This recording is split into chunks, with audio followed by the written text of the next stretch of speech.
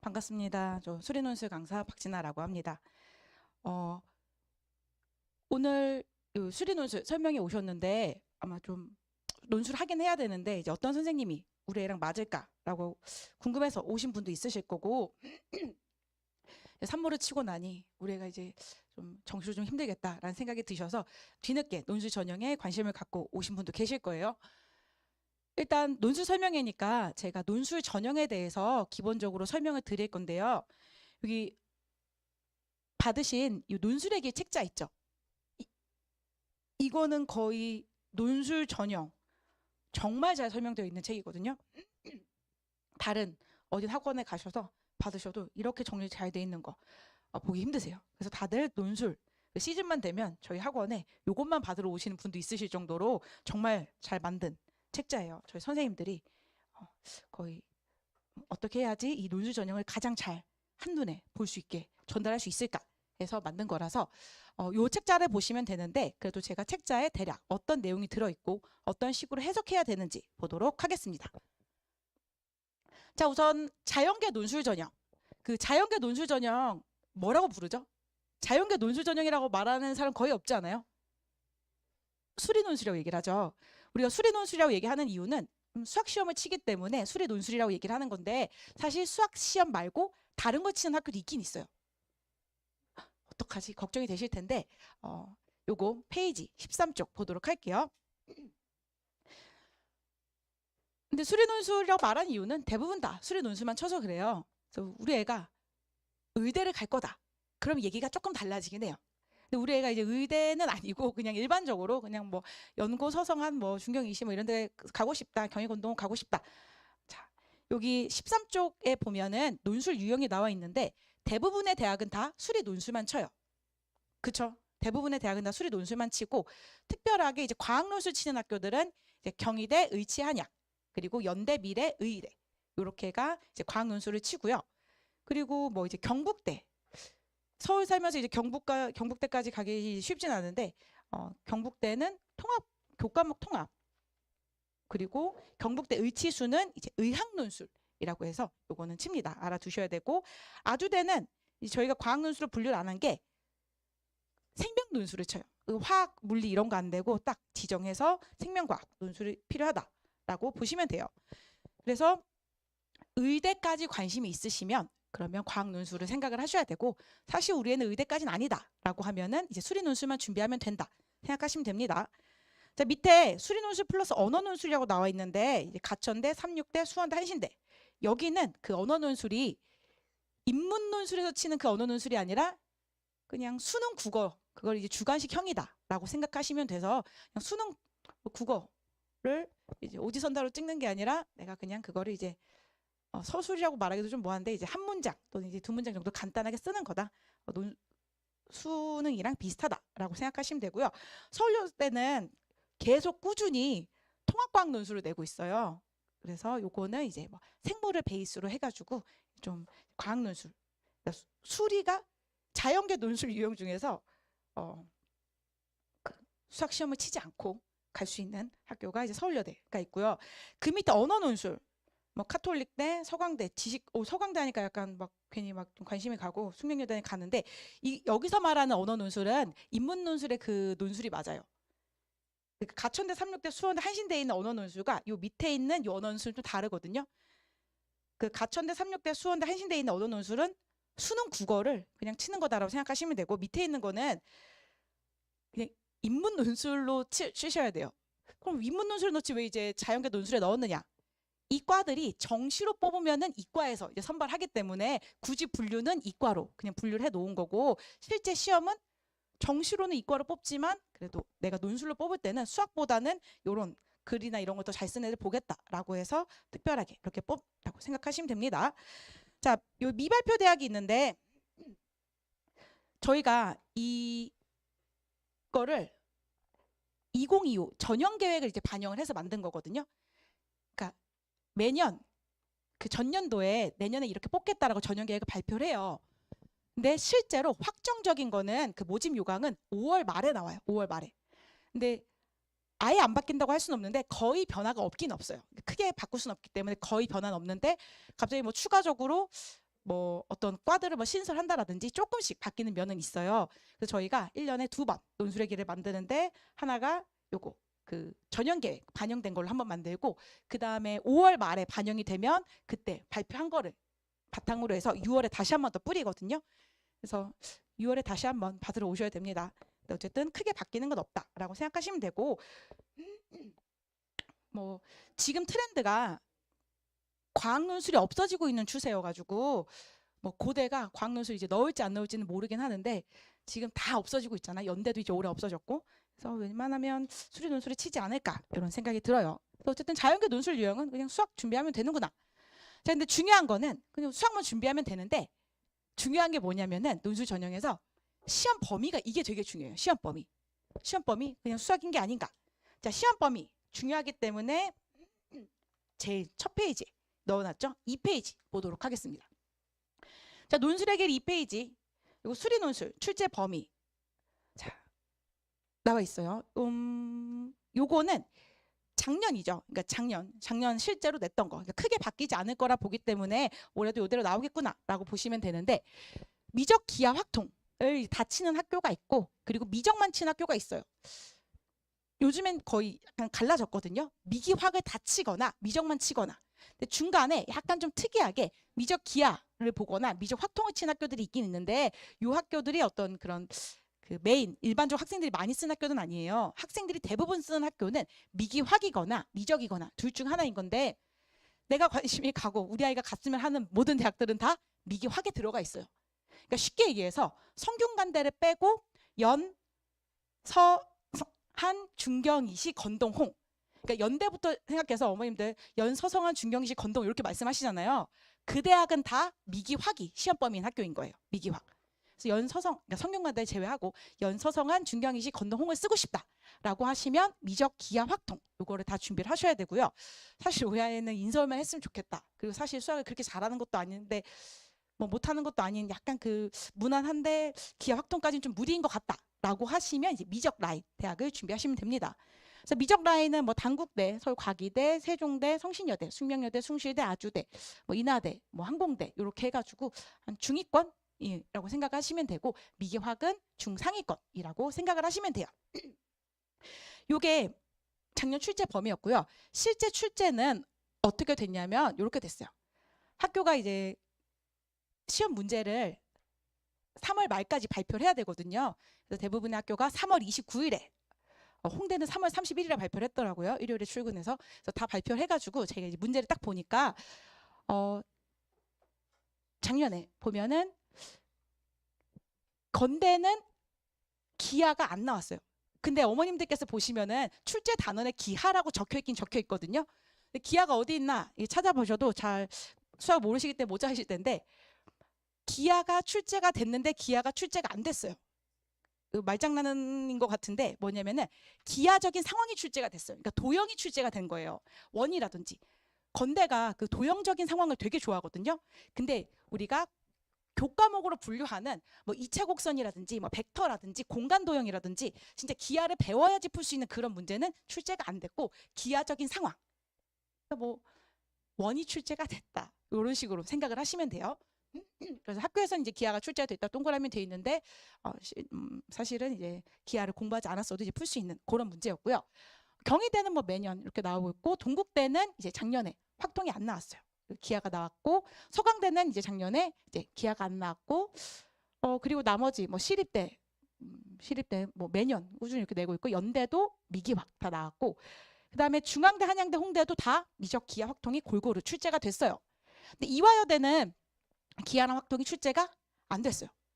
사실 제가 이제 2대 파이널 거의 10년 정도 했는데 그리고 원서 상담할 때 약간 이러지 않을까라고 예상을 해서 어떤 학부모님께서 우리 애가 정시는 정시인데 그렇다 논술을 안 쓰긴 또 애매한데 기하 확통을 하나도 안 했다. 어떤 대학을 써야 하냐라고 말씀하시길래 그러면 쓸 수 있는 대학이 두 개가 있다. 하나가 성균관대고 하나가 이대다라고 제가 말씀드렸거든요. 이대는 발표는 미기확이라고 발표를 하는데 그 출제 기조 자체가 뭐 기하라든지 확통이라든지 이런 거를 별로 좋아하는 학교는 아니에요. 근데 뭐 그렇다고 준비를 안 시킬 수는 없죠. 간혹 가다가 기하가 좀 가끔 나오긴 하는데 거의 일반적으로는 이제 미적 라인에서 좀 거의 끊기는 학교라서 그렇게 쓰셔라 라고 얘기했는데 아니나 다를까 진짜 딱 그렇게 또 나왔더라고요. 근데 우리 아이가 이제 뭐 논술을 정실하다 그러면서 하나쯤 찔러보고 싶다라고 하시면 그렇게 쓰시는 거지만 그게 아니면 미기확을 다 준비를 하셔야 돼요. 그 아까 요 미기확 라인인데 요 미적 확통 라인은 이제 뭐 광운대, 덕성대, 동덕 이제 요거는 이제 의대, 약대 계열인 거니까 빼고 말씀드리면은 미적 확통은 약간 학교가 좀 그렇게 좋은 학교는 아닌데 왜 미적 확통일까? 제가 봤을 때는 이 학교들이 아직까지 분위기 파악을 못 해가지고 지금 여기에 포지션을 잡고 있는 거거든요. 학교가 선택으로 바뀌게 되면서 막 여기 있다 왔다 갔다 거리다가 이제는 좀 자리 잡은 느낌인데 아직까지 좀 분위기 파악을 좀 못하고 있지 않나라는 생각이 들어요. 실제로 이제 덕성여대, 동덕여대 이렇게 붙은 학생들한테 물어보니까 자기 확통 못 풀었는데 붙었다고 이렇게 얘기를 하더라고요. 요 학생들은 다 같이 이제 못하는 상황이기 때문에 다 같이 이제 미적만 공부를 했기 때문에 굳이 뭐 확통을 하면 유리하겠지만 하지 않아도 붙는데 큰 지장은 없다라고 보는데 여기 있는 학교들은 기하 확통 안 하면 그냥 떨어지시는 거예요. 왜냐하면 기하 확통이 어렵게 출제는 안 되거든요. 그렇다고 쉽지도 않지만 그러니까 변별력이 있게끔 나와요. 변별력이 있게끔. 그리고 이거를 틀리면 다른 문제 뒤집기가 또 힘들게 나와서 내가 연서 한 중경이시 건동홍 쓰고 싶다라고 하시면 기하 확통 준비하셔야 됩니다. 그래서 기하 확통은 준비를 해야겠구나 라고 생각하시면 되고요.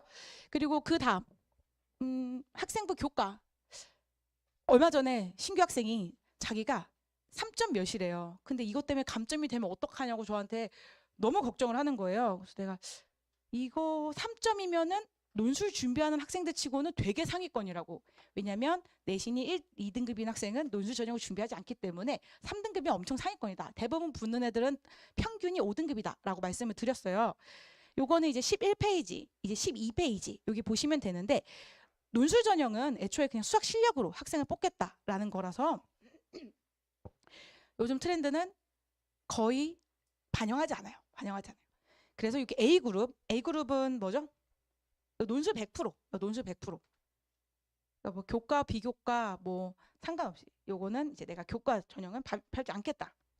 여기서 이제 100%라는 거는 최저가 없다는 뜻은 아니에요. 최저가 없다는 뜻은 아니고 최저는 이제 기본 자격 요건인 거고 어떤 반영 비율이 내신은 안 보겠다 생각을 하시면 되고요. B그룹은 아직 발표를 안 했어요. 이게 전형 계획이다 보니까 발표 안 한 거는 이제 저희가 뺀 거예요. 누구는 뭐 24년도고 누구는 25년도 이렇게 구분하면 힘드니까. 근데 크게 이제 A그룹, C그룹이랑 별반 다르지 않는다라고 생각하시면 되고 확정적인 거는 저희가 5월 말 모집 요강을 반영할게요. 그럼 일단은 의외로 반영 안 된 학교가 많죠. 좋은 학교 중에서 여기 보시고 자 12페이지 보시면 요건 이제 발표를 한 학교들이에요. 근데 우리 아이가 5등급인데 어떡하나 그런 생각이 드실 수 있는데 어머니 보세요. 어디 볼까요? 서강대 볼까요? 서강대는 1등급이 10점 만점에 10점이에요. 8등급이 9.7점인 거죠. 그러면 아무 상관없다는 거예요. 아무 상관없고 실제로 9등급이라 하더라도 뭐 9등급이 안 되겠죠. 9등급인 학생은 쉽진 않아요. 9등급은 만나면서 제가 작년에 한 번 만났는데 이제 거의 쉽지 않아요. 만나기. 그래서 다른데 근데 세종대 같은 경우는 그래도 좀 감점 폭이 부담스러울 수 있어요. 근데 6등급까지는 제가 봤을 때 크게 상관없다라고 보이는데 7등급이면 세종대는 남들보다 눈에 띄게 잘하지 않으면 이 9점은 좀 뒤집기가 힘들 수 있겠다. 그래서 우리 애가 5등급 이내다. 그러면 아무 걱정 안 하셔도 되고 그냥 내신 때문에 떨어지는 일은 없어요. 그냥 못하니까 떨어지는 거고 내신 때문에 떨어지진 않고요.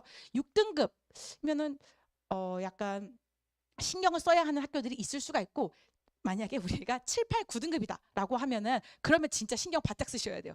7등급, 8등급, 9등급이 많다. 주요 과목에서. 그러면 신경 쓰시고 6등급까지도 웬만하면 큰 상관은 없어요. 근데 내신을 이제 6등급에서 감점을 확 시키느냐 7등급에서 감점을 확 시키냐는 뭐 이 정도 느낌으로 생각하시면 돼요. 학교에서 최소한의 어떤 학교 생활을 성실하게 했나 이렇게 본다라고 생각을 하시면 돼요. 보시면 이 C등급에 서강대는 사실상 거의 감점이 없는 거예요. 이 C등급에 그렇게 좋은 학교는 잘 없거든요. 약간 중위권이에요. 어떤 느낌이냐면 좋은 학교 쓴 학생들은 뭐 자사고나 특목고나 약간 좀 공부 잘하면서 내신이 밀린 학생들이 많겠죠. 그렇기 때문에 내신 안 보겠다 이런 의미인 거고, 약간 중위권 중하위권은 그런 애들보다 일반계에서 이게 많이 쓰는데, 일반계에서도 어떤 7, 8등급을 받았다는 거는 어떤 최소한의 이제 성실성에 좀 약간 문제가 있는 거니까 그거는 감점을 좀 하겠다, 그런 식으로 생각하시면 되고. 자, D등급은 그러면 또 뭐냐, 그 반영 교과목이 국영수사과, 그러니까 주요 과목, 전 과목 다 반영하는 학교가 있고, 뭐 동국대 같은 경우는 국수, 영사, 과한 이 전체 다 통틀어서 잘 본 거 10개만 반영을 하겠다, 이런 뜻인 거예요. 그래서 내가 뭐 D등급에 있는 동국대에 관심이 있어. 근데 우리 애가 7등급인 것 같아. 7등급인 것 같아도 잘 본 거 10개 정도는 그래도 6등급 안에 들면 상관이 없다. 그래서 반영은 하지만 거의 미미하다라고 생각하시면 됩니다. 실제로 7등급인 학생들 논술로 되게 그냥 잘 가거든요. 별 문제 없이 잘 가니까 크게 걱정을 안 하셔도 됩니다. 그럼 학생부 효과는 뭐 별로 볼 게 없구나. 그리고 여기 한양대, A그룹의 한양대는 논술 100%라고는 안 적혀 있고 이게 교과 미반영이라고 되어 있어요. 이게 뭐냐면은 반영 비율이 90대 0대 10이거든요. 그럼 교과가 0이에요. 그럼 10을 반영하겠다. 그 비교과를 반영하겠다는 게 뭐지? 일반적으로 비교과는 출결 봉사예요. 출석이랑 봉사. 그러니까 무단결석이 뭐 맞는 게 있는가, 봉사가 있는가, 약간 이런 건데, 학교 생활 성실도 중심으로 종합평가라는 거는 학교 생활 일반적으로 했으면 아무 그냥 문제 없이 만점을 주고, 우리가 뭐 이제 뭐 학폭위가 열렸다든지 뭔가 약간 이렇게 문제 있는 애들 있죠. 그런 거는 깎겠다. 그러니까 인성적으로 약간 문제가 있는 거는 깎겠다. 그냥 그 정도로 생각을 하시면 됩니다. 아무 상관없어요. 그 다음에 중요한 거는 수능 최저. 자, 수능 최저에 대한 거는 4페이지부터 7페이지, 여기가 각 대학별로 이제 수능 최저에 대한 얘기가 나와 있고요. 요거를 10페이지에 최저, 어머니들이 배치표 보시듯이 4보, 4합6 이렇게 이게 모아 놓은 게 10페이지예요. 그래서 4부터 7페이지에 대한 내용을 그냥 한눈에 보기 쉽게, 우리 애가 3합 6을 맞출 수 있는데 그럼 갈 수 있는 학교가 어디가 될까? 이런 식으로 좀 찾기 쉬우라고 해놓은 게 10페이지인 거고, 하나하나 조금 자세히 얘기를 해놓은 게 4페이지부터 7페이지예요. 우선 그럼 4페이지 잠깐 보면은 요 읽는 방법 알려드려야 되니까, 작년이랑 조금 달라진 게 있어요. 올해 조금인가? 조금이라기에는 좀 큰 건데, 작년까지는 대부분의 학교가 이제 과탐을 시험을 쳤어야 됐는데 올해는 이제 사과탐, 이제 상관없이 뽑겠다. 사탐을 신청한 학생들이 그래서 올해 되게 많이 늘어났더라고요. 그래서 최저에도 이제 그런 것들이 이제 반영이 되어 있어요. 그래서 여기 건국대를 예를 들어 보시면은, 건국대 옆에 100대 0대 0은 논술대 이제 교과대 비교과 이제 반영 B인 거고요. 유형은 수면은 수리 논술만 본다라는 뜻이에요. 그리고 밑에 괄호하고 미기확이라고 적혀 있는 거는 시험 범위가 미적, 기하, 확통을 이제 다 낸다라고 보시면 됩니다. 그래서 수능 최저는 국어, 수학, 그리고 수학하고 괄호 열고 미기학은 그럼 이건 뭐예요? 이거는 이제 수학 선택 과목, 미적 선택하든 기하 선택하든 확통 선택하든 상관이 없다라는 얘기고, 영어, 그리고 사회과학, 그러니까 사탐 쳐도 되고 과탐 쳐도 된다, 그 얘기예요. 요거 중 이하 뭐다라는 거. 작년에는 이제 사탐이 없고 과탐이었는데 올해 이렇게 바뀌었고요. 경희대가 조금 바뀌었어요. 경희대는 밑에 쭉 내려오시면 사탐이랑 과탐이랑 요게 평균으로 바뀌었어요. 작년까지는 그냥 건대랑 똑같이 국수, 영, 과탐 이하 모였는데 이제는 과탐이 평균으로 반영이 되는 거니까 과탐으로 평균을 맞추는 게 힘들죠. 두 개 다 어느 정도 나와야 된다. 그래서 수학, 영어로 맞추시던지 아니면 과탐은 이제 둘 다 하셔야 돼서 여기 경희대 체크하셔야 돼요. 그다음에 고려대가 올해 논술에 들어왔죠. 고대가 논술에 들어왔구나 했는데 최저가 너무 빡세게 나왔어요. 예전에 고대가 논술이 있다가 사라졌다가 지금 다시 왔는데, 사라졌을 때는 2합 4였거든요. 마지막이. 근데 이번에 다시 돌아왔을 때 4합 8로 돌아왔더라고요. 4합 8은 연대가 논술의 그 최저를 없앨 때 그 직전이 4합 8이었거든요. 연대. 그러다가 이제 논술 최저를 없앴는데 고대가 요즘 트렌드는 약간 이렇진 않은데 어쨌든 4합 8이다. 그럼 4합 8이다. 어머 4합 8 이제 너무 높다라고 생각하실 수 있는데, 어머니 2 이렇게 나오잖아요. 그럼 정시로 한 건대 정도밖에 못 가는 거예요. 그래서 한 정시 정도 이제 건대 갈 수 있는 애들이 좀 신경 써가지고 논술을 하면 이제 고대까지 가는 거구나, 이런 식으로 생각을 하시면 됩니다. 그래서 여기 학교별로 가나다 순으로 다 정리가 되어 있으니까 우리 관심 있는 학교 이렇게 보시도록 하고요. 보시면 되고 쉽게 간략하게 정리해 드리면은 수능 최저 없는 대학, 수능 최저 없는 대학 10페이지로 볼까요? 뭐 뒤적이기 힘드니까. 자, 수능 최저 없는 학교. 요거는 제가 나름 상위권, 중위권, 약간 하위권으로 나눠 놓은 건데요. 연대, 한양대, 시립대 여기가 상위권 학교 중에서 수능 최저가 없는 학교. 그래서 재수생이랑 반수생, 3반수생까지도 여기 되게 많이 써요. 작년에 저 학생도 재수로 논술로 갔는데 한 번 더 하고 싶다고 와가지고 딱 여기 3개만 치더라고요. 여기 3개. 그래서 뭐 가게 갔는데 어쨌든 여기가 최저 없는 대학. 수능 안 쳐도 상관없습니다. 그리고 여기 밑에가 인하대, 아주대, 서울과기대, 광운대, 단국대. 여기가 중위권에서 이제 없는 대학이고 여기 밑에가 조금 중하위권에서 수능 최저가 없는 대학이다라고 생각을 하시면 돼요. 그래서 우리 애가 수학만 잘한다. 수학만 잘한다. 뭔가 최저를 맞출 수가 있는 상황이 아니라 수학만 잘한다라고 하면은 여기서 골라 쓰셔야 돼요. 근데 수학을 좀 확실히 잘한다. 진짜 애들 중에 눈에 띄게 잘하는 애들이 있거든요. 그런 애들은 이제 요런데 이제 메인이 되는 건데 그렇지 않으면 웬만하면 2합 5라도 맞추시는 게 좋아요. 그래야지 선택폭 자체가 달라지는 거라서. 그래서 수능 최저음 대학이 이렇게 있구나라고 보시고요. 요거는 제가 좀 상위권부터 정리해놨는데 4합 8이 고대, 그리고 3합 6이 이제 성균관대, 그리고 3합 7이 서강대, 그리고 카톨릭대 아까 이게 없다고 했는데 이거는 일반적인 학과인 거고 뭐 의대, 약대나 간호대는 최저가 있어요. 그래서 카톨릭대 간호학과는 이제 3합 7이에요. 3합 7, 3합 6, 4합 8. 일단 뭔가 2등급 이내가 무조건 이게 2개 이상은 있어야 돼요. 2등급이 이제 좀 많이 있거나 뭐 적어도 요거는 이제 뭐 2등급 이내가 뭐 2개, 요거 2개, 3개 뭐 요 정도 있어야겠죠. 그래서 우리 애가 이제 뭔가 3개 합을 맞출 수 있다라고 하시면 여기 생각을 하시는 거고 3개까지는 힘든데 2개까지는 어떻게 될 것 같다라고 하시면 2합 5 라인으로 생각을 하셔야 돼요. 2합 5 라인이 이대, 건대, 경희대, 동국대, 그리고 숙대, 숭실대, 세종대 이렇게 있거든요. 그러니까 뭐 영어, 수학으로 맞추시던지 아니면 뭐 수학, 뭐 국어로 맞추시던지 과태료 맞추시던지 뭔가 2합 5를 맞춰야 된다라는 건데 가나다 순도 아니고 뭐야 라고 볼 수 있는데 여기가 좀 더 좋은 것 같잖아요. 밑에 있는 것보다. 요 위에 있는 게 미기 확 라인이에요. 2합 5. 그러니까 미적 기하 확통을 다 반영하는 데가 요 윗라인인 거고 2합 5는 2합 5인데 미적만 반영하는 라인이 한 요 정도 되겠구나. 우리 애가 2합 5를 맞춰. 그러면 미기 확까지 다 준비를 할 것인가 말 것인가 고민을 하시는 거고 솔직히 말씀드려서 2합 5를 못 맞추시잖아요. 그 미기 확을 고민할 필요가 없어요. 그렇지 않아요? 2합 5도 못 맞추는데 계속 막 기하 확통 어떡하냐고. 그래서 제가 2합 5를 맞추고 나서 고민하시라고. 그때 미래에 맞출 거래요. 그러니까 미래에 맞출 거라 얘기하지 마시고 6월까지 맞춰서 오셔야 편안한 마음으로 여름방학 공부를 하실 수가 있어요. 막 9월에 맞출지 못 맞출지 모르는 거를 막 불안해하면서 기하 확통을 공부하면 그렇게 집중이 잘 안 되더라고요. 학생들이. 안 되니까 그렇게 알아두시면 되겠습니다. 자, 3합 8. 이거는 2합 5에다가 한 과목이 더 3이 나와야 돼요. 그래서 홍대가 수능 전에 치고 3합 8이어가지고 여기 합격하기가 되게 쉬워요. 합격하기가 되게 쉬워요. 왜냐하면 수능 전에는 잘한 애들은 일단 안 쓰거든요.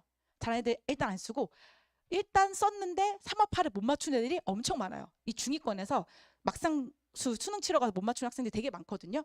저희가 일단 정시로 홍대를 못 갈 것 같다라고 하면 무조건 써라 라고 하는 게 중위권에서 이제 홍대는 좀 아이쿠 이게 좀 센 편이다라고 보시면 돼요. 세종대는 작년까지는 2합 6이었는데 올해 2합 5로 바뀌어가지고 2합 5만 맞추면 조금 더 수월할 거로 생각이 듭니다. 자, 어머니도 요거 대충 4합 8, 3합 6, 그러니까 3합 7, 그 2합 5 라인이 이렇게 있구나. 그러면 이걸 못 맞추면 백날 잘해도 떨어지겠죠. 이거 맞추는데 쓰셔야겠죠. 왜 안 끄덕이시지? 이거 못 맞추는데 쓰시는 분들이 여기서 절반이에요. 아닐 것 같죠? 그래서 제가 가져왔는데 올해 건 아직 발표 안 했기 때문에 작년에 2합 5였죠? 경희대가 수능 최저 충족률이 가장 높은 데가 산업경영공학이 50%. 그러니까 10명 중 5명은 아예 최저를 못 맞춰서 그냥 시험 자체가 무의미해졌다라는 뜻이고 나머지 그 그러니까 실제 막 곁으로 봤을 때 경쟁률이 30대 1이었는데 사실은 15대 1이었다라고 얘기하는 게 요 얘기인 거고, 제일 낮은 곳이 이제 환경공학과. 여기는 31.4대 1.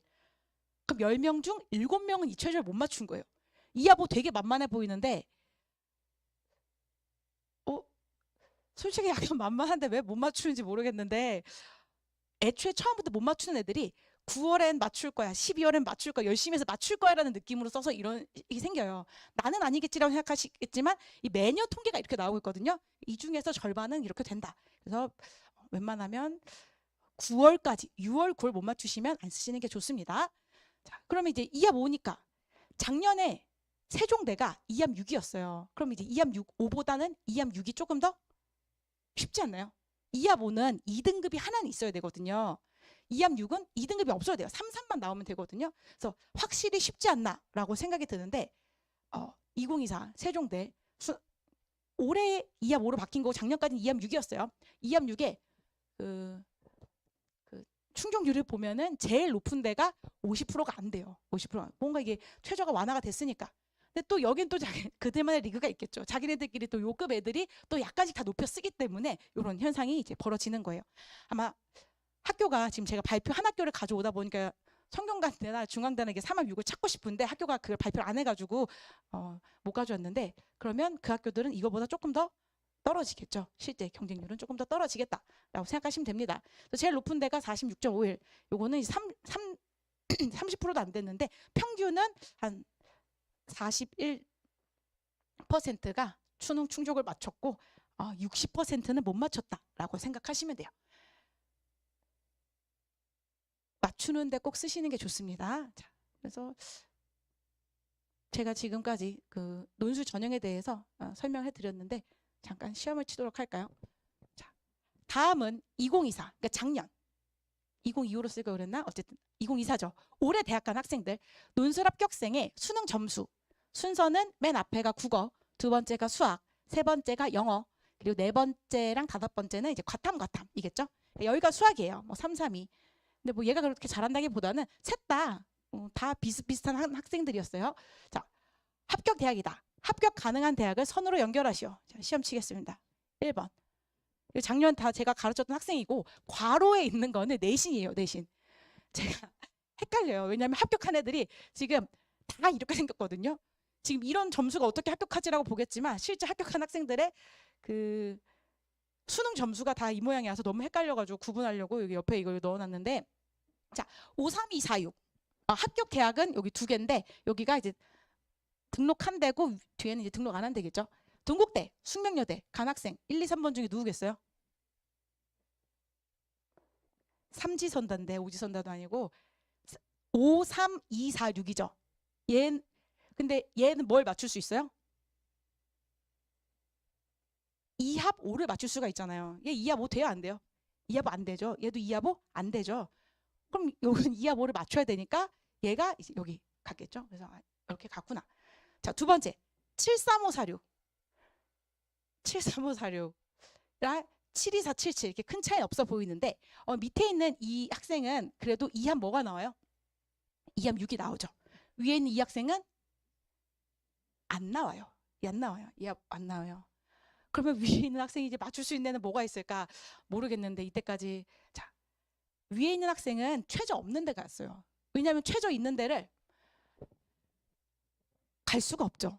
제가 이 학생 이제 제가 원서 상담 다 진행하거든요. 어머님이 오셨을 때 그냥 딱 말씀하셨던 게, 이 학생은 딱 중위권에 되게 이제 적절한 실력을 가지고 있다. 어디를 쓰셔도 상관이 없다. 경희대를 쓰시든지 건대를 쓰시든지 어디 쓰셔도 상관이 없는데 얘가 9월까지 최저를 못 맞췄는데 11월에 맞출 수 있겠느냐라고 했어요. 그래서 열심히 해서 이제 맞추겠다고 하셨는데 결국 6장 중에 몇 장이 날라갔냐면 4장이 날라갔어요. 왜냐면 2합 5도 못 맞추고 2합 6도 못 맞추고. 그러니까 뭐 경희대, 뭐 건대, 그리고 항공대, 숭실대 이 학교가 4개가 다 날라간 거예요. 근데 다행히 이제 학생이 좀 잘하는 학생이었으니까 최저 없는 거 2개. 이제 과기대랑 단국대 여기가 최저가 없는 라인이거든요. 그래서 이 학생이 이제 과기대, 단국대 이렇게 붙어서 갔고요. 처음부터 못 맞추진 않았겠죠. 왜냐하면 이 학생 같은 경우는 1월 달부터 제 수업을 들었는데 그 등장했던 순간부터 마지막 순간까지 이제 국어 등급이 계속 안 나왔어요. 국어는 계속 안 나왔는데 수학은 그래도 곧잘 하는 학생이에요. 근데 만약 이 학생이 뛰어나게 잘했으면 연대, 한양대, 시립대 이제 거기 썼겠지만 잘하긴 잘하는데 거기 쓰기는 좀 모험이 크죠. 왜? 국어가 7등급이 내심이 5.1이면 어떻게든 대학을 가는 게 목적이라고. 그래서 그때 아버님 어머니 같이 올렸는데 일단 무조건 붙을 수 있는 대학, 우리 올해 안 하면은 얘가 안 된다라고 하셔서 제가 이제 붙을 수 있는 대학으로 이제 한양대는 욕심이 나면 쓸 수는 있는데 그 차라리 올해 붙고 나서 내년에 한 번 더 하시더라도 일단은 이제 붙는 걸 초점을 맞추자라고 해서 이렇게 갔어요. 원래부터 못 맞추지 않았는데 수능에서 또 어떤 일이 벌어질지 모르기 때문에 갔으니 다행이죠. 얘는 72477. 얘는 뭐죠? 2합 6이 나오죠. 세종대가 작년까지는 2합 6이었어요. 항공대도 2합 6이었어요. 그리고 성신여대도 2합 7이었어요. 얘는 왜 이제 4개밖에 못 붙었냐? 논술 전형을 4개만 썼어요. 논술 전형을. 얘는 되게 전략적으로 시작한 학생인데 논술을 4개를 쓰고 나머지 2개를 교과를 쓴 거예요. 왜냐면 3.44면 솔직히 그렇게 이렇게 괜찮은 학교를 갈 수는 없는데 국어랑 과탐이 일단은 안 나오니까 뭔가 가긴 가야 돼. 근데 논술에 다 저는 얘가 그래도 열심히 하고 잘해가지고 논술에 해도 괜찮다고 생각했는데 학생 본인이 불안했어요. 처음에 왔을 때는 논술을 2개만 쓰겠다 얘기를 했거든요. 자기는 어떻게든 내신으로 어떻게든 뭐 이렇게 그 경기도권이라도 그냥 무조건 가고 싶다 얘기를 했는데 딱 봤는데 뛰어나진 않는데 애가 되게 성실하고 그래도 곧잘 따라오는 거예요. 그래서 내가 더 써라 해가지고 이제 학생이 4개를 쓰게 된 거고 잘하길래 제가 조금 더 욕심을 내서 기하 확통을 공부해보는 게 어떻겠냐. 근데 문제는 뭐예요? 2합 5를 못 맞추기 때문에 기하 확통을 좀 그렇다. 너무 불안하다. 자기는 어떻게든 올해 입시를 끝내고 싶다라고 얘기를 해가지고 그래 네가 그렇다면 그러면 차라리 미적 라인만 이 학생은 판 거예요. 미적 라인. 그래서 이 학생이 4개 썼는데 4개 다 붙었어요. 6개 써서 4개 붙을 수는 있거든요. 근데 4개 딱 쓰고 4개 다 붙긴 힘들어요. 나머지는 이제 교과였는데 이 학생은 뭐가 이제 기억에 남냐면은 그렇게 뛰어나진 않는데 제가 얘 보고 느낀 게 열심히 해서 여기까지 갈 수가 있구나 라는 걸 좀 약간 느꼈어요. 대부분은 상위권은 감각의 싸움이거든요. 학생들이 좀 타고난 감이 있어야 돼요. 연대나 한양대는 어느 정도 노력도 당연히 돼야 되겠지만 어떤 그 감이 조금 있어야지 수학적인 감각이 있어야지 좀 유리한데 중위권은 성실성만 있어도 합격을 하는구나 라고 완전 느끼게 해줬던 그 학생. 그래서 이렇게 됩니다. 최저 꼭 맞추는데 쓰세요. 요렇게 이게 이거 되게 얘는 잘했으니까 합격을 한 거지. 만약에 얘가 실력도 어정쩡했으면은 6개 다 떨어지는 그런 게 나타나니까 꼭 최저 맞출 수 있는 학교 쓰시면 되겠습니다. 자, 그래서 요거 논술 전형에 대한 설명은 논술 전형은 수학 시험 그리고 내신 그리고 최저인 건데 내신은 거의 반영이 안 된다. 그래서 내가 신경을 써야 될 2가지는 최저를 맞출 수 있느냐, 내가 최저를 어디까지 맞출 수 있느냐, 그리고 맞출 수 있다라면 미기화까지 공부를 할 것인지 말 것인지 요거를 선택을 하셔야 되고 그 미기화는 미적은 수능에서 선택을 하니까 학생들이 공부를 하겠죠. 근데 기하 확통을 둘 다 잘 해놓은 학생들은 그렇게 잘 많진 않아요. 한 10명 중 1~2명 정도고 대부분 학교에서 뭐 기하만 했거나 뭐 확통만 했거나 했으나 사실은 수업을 안 들었거나 이런 학생들이 많은데 만약에 내가 논술 전형을 써야 돼. 그리고 미기 확인 학교를 쓸 거야. 그럼 기하 확통은 상반기에 한번 봐두시는 게 좋아요. 그러니까 상반기에는 저희가 이렇게 응용 문제나 이렇게 막 실전 문제 다루지 않거든요. 상반기는 논술에 필요한 기본적인 확통, 논술에 필요한 기본적인 기하를 해요. 여름방학 가서 하면 안 되냐라고 하시는데 그 시간적으로 여유가 없으면 그렇게 애들이 문제를 좀 천천히 깊게 생각을 잘 못하더라고요. 여름방학 가면 최저도 맞춰야 되고 막 영어 공부도 해야 되고 과탐 공부도 해야 되고 사실은 수능 지금 수학도 미적도 지금 불안한 상황에 그때 기하 확통을 하라고 하면은 되게 마음이 오락가락해서 하루에도 애들이 할까 말까 약간 이런 선상에 있거든요. 그래서 할 거라면 지금 상반기에 해두는 것을 추천드리도록 하겠습니다. 자, 그러면 논술 전형은 여기까지 설명드리도록 하고 오늘 이제 간담회라서 간단히 하기로 했는데 벌써 30분이 지나 버렸네요. 자, 제가 이제 어떤 식으로 이제 수업하는지 간략하게 설명드리도록 할게요. 자, 어머니 수리 논술이란 지금까지 했던 거는 논술 전형에 대한 거였고, 논술 전형 말고 수리 논술은 뭐를 테스트하는 시험일까요? 교수님이 알고 싶은 게 뭐죠? 학생들이 뭐 그렇게 인성이 궁금하겠지만 그 인성도 아닐 거고, 글을 얼마나, 이거 논술이라고 해서 글을 잘 써야 된다고 생각하는 학생이 있는데, 저도 글을 못 써요. 글을 잘 쓸 필요는 없어요. 그 인문 논술인 거고, 수리 논술은 수학을 얼마나 잘하나 체크를 하는 걸 거 아니에요. 근데 수학에서 그냥 일반적인 그 수능 수학처럼 그 테크니컬한 그런 수학을 본다라기보다는, 수리 논술은 수학적 사고력을 테스트하는 시험인 거예요. 그러니까 수학적으로 얼마나 잘 사고를 할 수 있는가. 그래서 이게 논술을 붙어야 되는데 어떻게 해야 되는데, 어머니께서 자식은 공부는 안 하고 뭔가 붙일 확률을 높여야 되고 해서 맨날 저희 와서 원서를 어떻게 써야지 잘 쓰냐고 물어보시는데, 원서는 실력을 키운 다음에 여기서 이제 맥시멈, 가장 이제 확률을 높이기 위해서 이제 원서를 쓰는 거고, 실력 자체를 높여야 돼요. 그래서 수학적 사고력을 키우는 게 이제 학원에서 하는 역할인 거죠. 학원을 다닌다고 해서 수학적 사고력이 잘하진 않아요. 우리가 헬스장에 간다고 해서 근력이 붙진 않잖아요. 헬스장에 가서 내가 올바른 자세로 이제 운동을 계속 해야지 근력이 붙듯이 사고력도 와서 적절한 어떤 문제들, 자기 실력에 맞는 적절한 문제들을 정말 괴로워하면서 풀어야 돼요. 근육 한번 만들려면 정말 땀 흘리고 막 안 될 때 그 한 단계를 딱 넘어서야 되듯이, 논술도 내가 1단계 있는데 2단계 풀려고 하면 되게 힘들거든요. 정신적으로 되게 힘든데, 그런 거를 학생들이 스스로 한 단계 올라가야 돼요. 그래서 이제 수학적 사고력을 키우려면 요 두 가지, 저는 요 두 가지가 가장 중요하다고 생각하는데, 첫 번째, 기본에 충실해야 돼요. 기본기가 없으면 애들이 기본기가 없어요, 사실. 기본기가 있는 학생들은 일단 상위권이에요. 기본기가 탄탄하잖아요. 중상위권 이상이에요, 무조건. 중위권 학생들은 기본기가 없어요. 기본기가 정말 중요하거든요. 그냥 쉽게 얘기해서 애들이 수학을 응용 문제 푼다라고 생각을 하는데, 그냥 고등학교 수학은 50% 암기에 50% 응용인 거예요. 50% 암기가 뭐예요? 정의나 정리, 그 기본적인 개념을 정확히 알고 있는가. 기본적인 개념을 정확히 안 다음에 그거를 바탕으로 해가지고 이제 응용 문제를 풀어야 되는데, 기본기 자체가 흔들리는 경우가 되게 많아요. 뭔가 이랬던 것 같은데라 그러면 이미 모르는 거거든요. 그래서 이 기본의 충실, 요거가 이제 되게 중요하고요. 그 다음에 두 번째가 문제를 스스로 풀어야 돼요. 이게 어쩔 수 없이 애들이 학원 갈 시간은 다가오고 숙제는 해야 되고, 그러니까 모르는 거 막 대충 이렇게 별표 치고 넘어가고, 선생님한테 이제 질문하고 예, 알아들었어요 하면서 공부하는 기분을 느끼는데, 그거는 말 그대로 공부한 기분이고요. 공부가 되지는 않아요. 제 학생들한테 숙제 10문제 다 안 해도 되니까 5문제만 해도 되고 3문제만 해도 되니까 너 능력껏 무조건 다 스스로 풀어라고 얘기를 하거든요. 하나를 풀더라도 2개를 풀더라도 스스로 풀어야 돼요. 뭐 어려운 거 어떻게, 어려운 걸 안 줘요. 학생들마다 수준이 다른데 제가 얘기해요.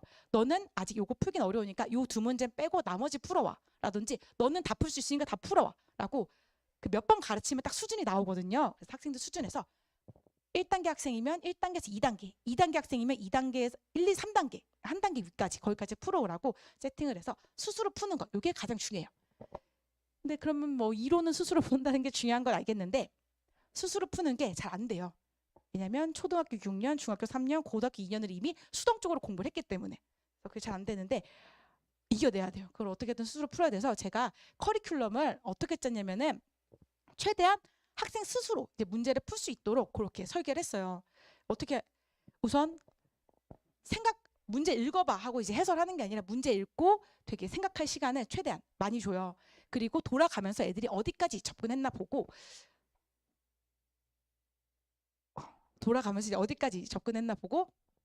힌트를 주죠. 아까 내가 설명했던 개념이 이렇게 쓰이는데 이게 어떻게 연결될까 생각해봐. 요거는 잘 모르면 개념을 다시 설명한다라든지 이런 식으로 하고, 그리고 제 수업 구성 자체가 좀 스스로 풀고 싶게끔 세팅이 되어 있는데, 1교시 주제 강의, 2교시 모의 논술, 3교시 모의 논술 해서 이렇게 되어 있는데, 요 모의 논술이 뭐에 대한 모의 논술이냐면 1교시 주제 강의한 거에 대한 모의 논술이 아니에요. 그럼 뭐지? 지난 시간 주제 강의했던 거에 대한 모의 논술인 거예요. 그러니까 똑같은 문제는 아닌데, 내가 지난 시간에 했던 거를 정말 잘 소화해 내냈으면 되게 풀고 싶을 만하게, 학생들도 이제 뭔가 스스로 풀고 싶은 그런 욕심들이 있긴 있거든요. 근데 뭔가 항상 뭔가 수준에 맞지 않는 문제를 계속 보다 보니까 계속 이제 답지 보고 선생님한테 질문하는 게 습관이 돼서 그런 건데, 지난 시간에 풀었던 거랑 뭔가 같진 않아. 근데 뭔가 이제 비슷하게 복습을 잘하면 무조건 풀 수 있게끔 그렇게 세팅을 해놔가지고 그게 훈련이 되잖아요. 그럼 애들이 되게 복습을 되게 열심히 해요. 왜냐하면 보상받을 수 있거든. 내가 이걸 복습을 제대로 하면 다음 시간에 그걸 테스트로 계속 확인할 수 있기 때문에 애들이 열심히 하고, 안 하는 애들은 계속 안 해요. 왜냐면 그런 이게 보상, 긍정적인 보상을 받은 적이 없어서. 그래서 그렇게끔 이렇게 세팅을 해놨고요. 그래서 제 수업이 지난 시간이랑 그날 수업한 내용이 섞여 있어요. 지난 시간 때 뭐 당일 수업 내용이 뭐 2대1일 때도 있고 뭐 1대2일 때도 있고 1대1일 때도 있는데, 당일 수업 내용도 조금은 들어가요. 그러니까 그 수업 시간에 있는 거를 이제 어느 정도 이해했는지, 그리고 어려운 문제로는 이제 내진 않는데 이렇게 섞어서 내고 있습니다. 그래서 최대한 수업 시간에도 스스로 풀게 하고 복습을 해서 다음 시간에 내가 이걸 아는지 모르는지, 그러면 이제 일단 기본적으로 2번 체크가 되고요. 그래서 단계별 계단식 접근과 이제 반복 심화학습 시스템, 이건 뭐냐면은 갑자기 문제 딱 주면은 애들이 잘 못 풀어요. 근데 교과서 되게 기본적인 어떤 문제를 줘요. 사실 이것도 잘 못 푸는데, 요거를 사실은 이런 내용이라 개념을 설명을 하고 똑같은 내용인데 한 단계 더 업시켜서 풀리고 한 단계 더 업시켜서 풀리고 한 단계 더 업시켜서 계속 약간 나선형처럼 계속 반복해서 약간 시키거든요. 우리 아이들이 하나를 가르쳐서 하나를 알면 천재. 그렇죠? 하나를 가르쳐서 열을 아는 학생들은 거의 드물고요. 대부분 하나를 가르쳐서 그 하나를 정확히 알면 진짜 잘한다고 얘기를 해요. 하나를 5번, 10번을 가르치면서 딴 길로 가는 거, 5개념이 잡히려고 하는 거 다시 잡아오고 그런 식으로 해가지고 이제 5개념을 안 잡히게 하고 그 다음에 반복적으로 시키는데, 그래서 왜 이제 계속 이제 비슷한 걸 푸느냐? 비슷한 걸 나오는 거, 논술에서 나오는 거 약간 정해져 있어요. 어디서 나오냐? 교과서에서 나와요. 교과서에서 중요한 개념들이 이미 정해져 있거든요. 그래서 맨 처음에는 논술 문제가 어떻게 계속 나올까 싶은데, 중요한 내용을 매년 내요. 매년 내도 어차피 학생들은 그냥 계속 틀려주기 때문에 학교가 문제를 그렇게 꼬아서 낼 필요가 없어요. 그래서 그 중요한 내용, 근데 이게 뭐 수능이랑 겹칠 수도 있고 수능이랑 겹치지 않는 중요한 내용일 수도 있는데, 그거를 이제 되게 반복적으로 시키고, 그리고 뭐 반복적으로 하면서 학생들이 이제 스스로 이제 풀 수 있게끔, 욕심 나게끔 그렇게 수업을 진행하고 있습니다. 그래서 요거는 이제 제가 이제 수업을 뭐 이런 식으로 한다라는 거고요. 이 부족한 부분이 저희가 이제 시험을 치면 하루에 이제 10개 정도 이제 문제를 평균적으로 보는데, 기하랑 확통 같은 경우는 미적은 내신으로도 하고 수능도 보고 하기 때문에 학생들 자체 공부를 많이 해요. 미적이 훈련이 많이 되어 있는데, 기하랑 확통은 그렇게까지 이제 훈련할 일이 없거든요. 그래서 제가 기하랑 확통은 수업 시간뿐만이 아니라 문제집 검사도 따로 해요. 문제집. 그래서 문제집을 보면 학생들이 딱 안 풀리는 문제가 뭔가 반복적으로 나와요. 그럼 그 부분이 아직 개념이 덜 잡혔다는 거거든요. 그래서 제가 숙제도 걷고 문제집도 걷어요. 문제집 보면은 얘는 지금 이게 헷갈리고 있구나. 얘는 지금 뭐 외쪽 문제가 약하구나. 얘는 기본기는 있는데 뭐 어떤 이제 응용이 안 되는구나. 그런 것도 다 잡아가지고 이제 피드백 해주니까, 요 피드백은 뭐 기본적으로 수업 시간에 한 거고, 그게 아니라 기하랑 확통 이렇게 필요하면은 그거는 이제 문제집 검사로 진행하고 있습니다. 그래서 제가 지금 상반기 1월에 개강한 반이 있고 3월에 개강한 반이 있고 4월에 이제 곧 개강하는 반이 있는데, 1월 개강 반은 이번 주가 확통이 끝나요. 그럼 뭐랑 뭐가 남죠? 기하랑 적분이 남아요. 그래서 우리 애가 조금 이제 그래서 수학을 잘한다, 진도 좀 많이 빼놨다라고 하면 이제 기하 적분을 보는 거고요. 3월 개강반 같은 경우는 지금 이제 이번 주에 이제 미분이 끝이 나요. 그럼 뭐가 남았죠? 확통이랑 기하가 남았어요. 그래서 확통, 기하, 미기학을 다 하실 거라면 요 3월 개강반 들어가서 확통, 기하를 듣는 게 좋고요. 근데 우리 애가 좀 진도도 많이 나가 있다 그러면 적분이 조금 어렵기 때문에 적분 한 번 더 보는 방법이 있고요. 그 4월 개강반은 4월 14일에 이제 개강을 하는데, 요 반은 확통도 없고 기하도 없고 지금 어디를 시작을 하느냐? 수원수투 이제 미분, 적분도 안 나가요. 적분 왜 안 나가요? 하는데 적분을 할 줄 모르기 때문에 안 나가는 거예요. 우리 애가 적분이 진도가 나갔다, 미분 3번 돌리고 뭐 적분 3번 돌렸다 얘기하는데, 막상 오면은 미분도 지금 잘 몰라요. 미분을 그래도 조금 안다라고 말을 하려면 중간고사를 빡세게 한번 겪었어야 돼요. 기말고사 내신으로 한번 빡세게 겪으면 그래도 애가 이제 미분을 좀 알란가 하는 건데, 대부분의 학교들이 적분을 빠른 학교가 기말고사로 치고 아니면 3학년 2학기 중간고사로 적분을 나가거든요. 수능 그거 그대로 이제 진도가 나가서 학생들이 생각보다 적분이 안 되어 있어요. 적분 되어 있는 학생들은 거의 대부분 1등급 아니면 진짜 진도 좀 빨리 나가는 그런 학생들이 되어 있고 일반적인 학생들은 잘 되어 있지 않습니다. 그럼 이 적분 어떡하냐라고 하는데 적분은 학생이 지금 미분도 안 되었는데 지금 적분할 때는 아니고 어차피 여름방학 가면은 그때 미분 적분을 다시 보고 요거는 약간 이런 컨셉으로 생각하시면 돼요. 아, 논술이 이런 거구나. 수학이 이런 거구나 라고 생각을 하시면 돼요. 수학을 잘하는 학생은 그러니까 미적을 잘하잖아요. 미분을 잘하면 걔가 진짜 수학적 사고를 제대로만 박혀 있으면 적분에도 금방 잘해요. 미적을 잘하잖아요. 확통도 잘해요. 확통 잘하잖아요. 그럼 기하도 잘해요.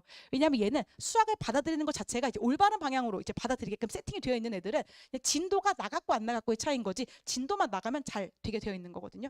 근데 중위권이 진도는 계속 나가는데 지금 다 못하고 있는 상황인 거예요. 미분도 못하고 적분도 못하고 기하도 못하고 확통도 못하는 그게 딱 어떤 전형적인 중위권 진도만 나가는 상황인 건데 지금 그거를 조금이라도 여유가 있을 때 좀 최대한 바로 잡는 게 중요하고 그래서 요 반은 포커스가 뭐 진도도 진도지만 논술이 이런 걸 물어보는 거야. 사실 수학 이런 식으로 공부를 해야 돼 라고 이제 공부 방법을 잡는 반이라고 생각하시면 되겠습니다. 자, 그래서 4월 14일은 우선 수리 논술 이제 기초 좀 기초 위주로 다지는 반. 기하확통을 했으면 좋겠지만 아직 현실적으로 갈지 말지 갈팡질팡 하시는 분들이 들으시면 되고요. 그리고 수학적 문제점을 제가 최대한 가까이서 보고 고쳐주려고 노력을 해요. 근데 이 수학 문제점이 여러 가지가 있는데 제가 못 고치는 게 하나가 있는데 못 고치는 게 뭐냐면은 공부를 안 하는 문제점을 가지고 있는 학생들이 있어요. 그거는 제가 어떻게 공부를 하라고 해도 안 되더라고요.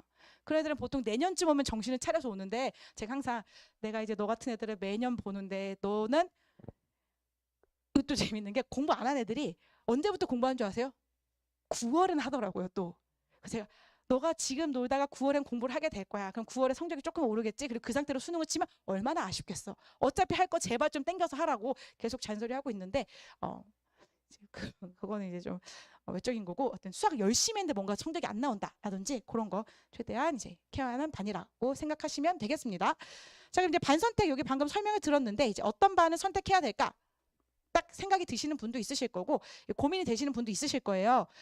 그럼 어머님들께서 이제 또 끝나고 와서 우리 애가 뭐 공부를 어떻게 했는데 어느 반을 들어야 되냐? 제가 어머님들 말만 듣고 학생의 실력을 알 수가 없어요. 3등급의 스펙트럼이 엄청 넓거든요. 2등급의 스펙트럼도 생각보다 넓어요. 그래서 제가 추천을 드리는 게 제가 4월 10일에 9시 반에 공개 특강을 해요. 이거를 보내세요. 이게 제가 이제 1시간 수업을 할 거예요. 그 다음에 1시간 시험을 치고 뭐 해설하고 집에 보낼 건데 요 테스트한 걸 바탕으로 해가지고 학생이 지금 어느 정도 사고력과 어느 정도 받아들이는 그걸 가지고 있구나라고 해서 적절한 반이라든지 그거 추천드리거든요. 보통 학생의 어떤 수학 실력은 한 3번 정도 이제 가까이서 세 번 정도 보면은 가까이서 이제 3번 정도 보면은 요 정도 사이즈가 딱 나오는구나.